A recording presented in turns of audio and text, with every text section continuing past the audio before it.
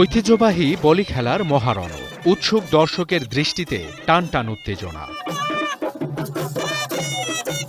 মুখর কক্সবাজারের বীরশ্রেষ্ঠ রুহুল আমিন স্টেডিয়াম।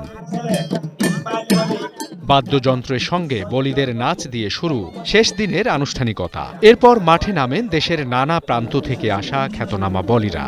শক্তিমত্তায় অন্যকে কুপকাত করতে চলে কৌশলের কসরত, উল্লাসে ফেটে পড়ে দর্শক সারি।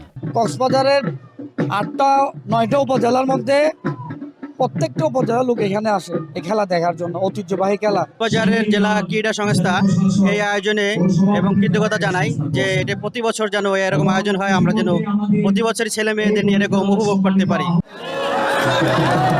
প্রায় 5 মিনিটের লড়াইয়ে ধরাশাহী মহেশখালীর কালু বলি। বিজয়ের মালা গলায় ওঠে কুমিল্লার বাঘা শরীফের। সম্প্রতি যিনি চ্যাম্পিয়ন হন চট্টগ্রামের জব্বারের বলি খেলায়ও প্রথম পুরস্কার হিসেবে পান 25,000 টাকা।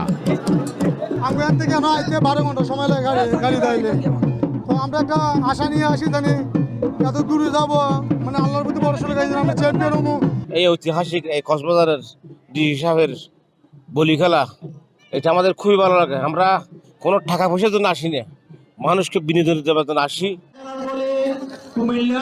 দুদিনের এই আয়োজনে দেশের নানা অঞ্চলের 400 বলি অংশ নেন। আয়োজকরা বলছেন, বাঙালির ঐতিহ্যের অংশ নতুন প্রজন্মের কাছে তুলে ধরতে এই আয়োজন।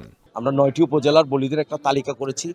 ওনাদের সমন্বয়ে আগামীতে কিভাবে আরও বলি এখানে ইনক্লুড করা যায়, আনা যায়, আমরা সেই বিবেচনা করছি এবং আশা করি আমরা আবার সেই ঐতিহ্যকে আরও গভীরভাবে আমরা এটা পর্যবেক্ষণ করছি এবং আমরা ঐতিহ্য ফিরিয়ে আনবো ইনশাল্লাহ, সেটাই আমরা চেষ্টা করছি।